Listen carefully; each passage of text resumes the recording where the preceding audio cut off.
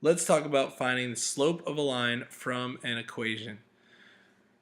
In this case, the line is in standard form. And our goal today is to find the slope of a line from its equation in standard form and slope-intercept form. What is slope-intercept form? Well, you will find out very soon, but let's start with standard form because that's what we know already. And this equation next to our skiing dinosaur friend is in standard form. So if you remember, standard form is this: ax plus by equals c, where a and b are integers, so in this case -6 and 3, they're not fractions, and c is a constant, in this case 12. So we're in standard form and we can graph this. So let's practice graphing this and then find its slope. So we just learned how to do that. So if we want to find the y-intercept, let's find the y-intercept. We will let x equals 0, if you remember that. So let's plug that into the equation and see what we get. So if x is 0, we have -6 times 0 plus 3y equals 12. -6 times 0 is 0, so we have 3y equals 12. And if you divide by 3 on both sides, y equals 4, and that will give us a point of 0 because x is 0, right? Comma 4. And since it's the y-intercept, we'll be on the y-axis. X is 0, so we count up 1, 2, 3, 4, and we make our point right there for a y-intercept of 4. So let's find the x-intercept now. To find the x-intercept, we will let y equal 0, and we will work this equation with y equaling 0. So we'll have -6x plus 3 times 0 equals 12. 3 times 0 will be 0, so that will drop out. So we'll have -6x equals 12. We divide by -6 on both sides. We'll have x equals -2. And the point that that corresponds to is -2 in the x, because x equals -2, and 0 in the y, because we let y equal 0. So let's plot that point. If we start at the origin, we count to the left since it's the x-intercept, -1 and 2, and we are 0 in the y, so we're not up or down. So there we go. We've plotted our 2 points. That's all we need to draw a line. So let's draw our line on there between these 2 points. We'll draw it in green. There we go. Extend our line out, and let's extend it in the other direction. Nice. Okay, so we've got our line. We've got our 2 points. Now that we've got our line, it's time to find the slope. Now remember, finding slope, we find the rise over run. So let's find the rise over run of this line. Let's start at the bottom point and let's count the run. Remember, we count up 1, 2, 3, 4. So that's our rise. So our rise equals 4. And let's count the run. Now from the top of our rise, we count over to the second point, and that would be 1, 2 over. So our run equals 2.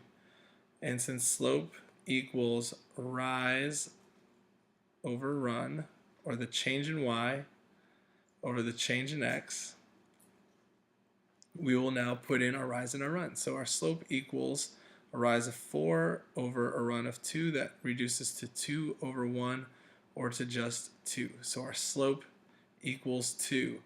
If you follow along with that, you are in a great place. So we use standard form, and we plotted our graph. We used the graph, and we counted our rise over run. We found slope that way.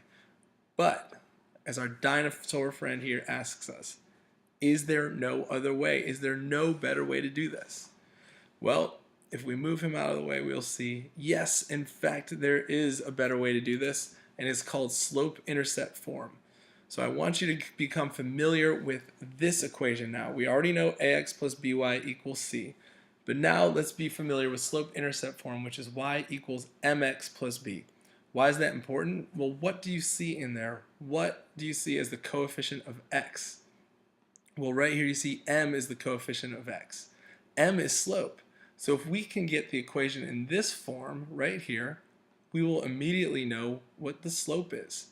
So this is a magical formula that will be very, very valuable to us, and so it'll be very important for us to be familiar with it. So let's see if we can get this equation that we already have into slope-intercept form, and we should end up with a slope of 2 because that's what we got. before. So let's see how we do with this. We have our standard form, and we want to convert it to slope-intercept form. Well, that means we just need to get y by itself. So let's start by adding 6x to both sides of the equation. Now we will have 3y equals 6x. We'll put that x term first because that's what it looks like in slope-intercept form, plus 12. All right, so make sure you follow the algebra on that. Now we need to get y by itself. So what will be the next step? Well, since it's 3 times y, we need to divide by 3 everywhere. Every piece gets divided by 3. Well, 3 over 3 will reduce to 1. 6 over 3 will reduce to 2, and 12 over 3 will reduce to 4. So our equation will now look like y equals 2x plus 4. And what do you know? Before, earlier we used, and we'll click back to that real quick, we found that the slope is 2, right down here. And what do you notice when we put this equation into slope-intercept form?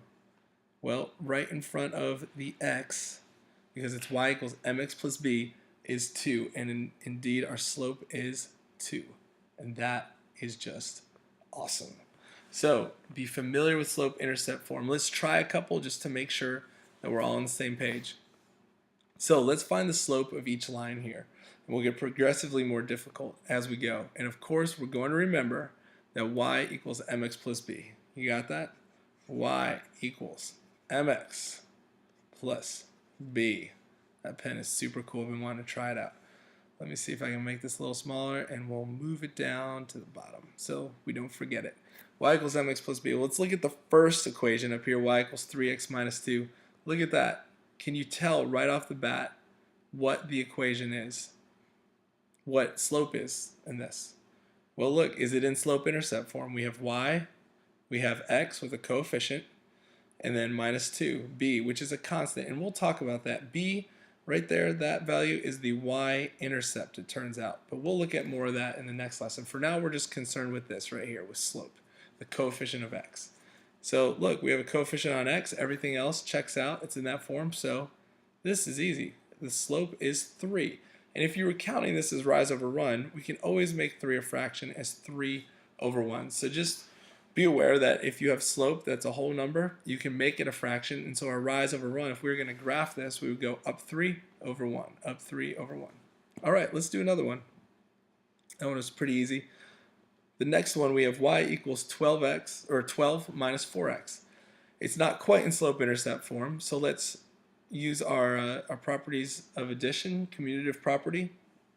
We can rearrange this, so now we have y equals negative 4x plus 12. And now we are in slope-intercept form. Do you notice the coefficient on x? Right there, there it is, negative 4. So the slope of this line is y equals, or m equals negative 4. The slope is negative 4, which we could write as negative 4 over 1, which would be down 4 over 1, down 4 over 1 as a slope. Okay, one more, and this one is a little more challenging, so let's make sure that we remember right down here our magical equation, y equals mx plus b. And let's remember what we did on the last one. We got y by itself. So if we want to get y by itself, the first step we need to do is move x to the other side. So let's subtract 2x from both sides to get y by itself. We will be left with 5y equals negative 2x. We're going to write the x term first, plus 10. Okay, now we need to get y by itself, and the only thing in the way is multiplying it by 5. So to get rid of multiplying y times 5, we divide by 5 everywhere. So divide each piece by 5. In that first piece, 5 over 5 will reduce to 1, so that will be y equals, well, what about this next piece? That's a fraction, so negative 2 over 5x. We'll leave it as that. And then finally the last piece, 10 over 5 reduces to 2 over 1. So that is just 2, so plus 2. So look back, make sure you understand the algebra there. We're left with this equation, y equals negative 2/5 x plus 2. So if we look at our equation, what is the coefficient of x? Well, m equals, slope equals negative 2/5 in this case. because that is the coefficient of x. When everything else, we have y by itself, and we have a constant, that is our y-intercept back here, so negative 2/5. So that would be a rise of negative 2 over 5, so down 2 over 5, down 2 over 5. Well, there you go. Those are 3 different examples of how to find slope of a line given an equation, whether it's in standard form or in slope-intercept form, and you now know how to convert between each. So to make sure we got it, I want you to answer these on the Google form. What is slope-intercept form? Answer that as best you can. How can you convert from standard form to slope-intercept form? How do you identify the slope in slope-intercept form? And finally, which method for finding slope do you prefer for finding slope from an equation, and why? Standard form or slope-intercept form? So check those out, and I will catch you soon.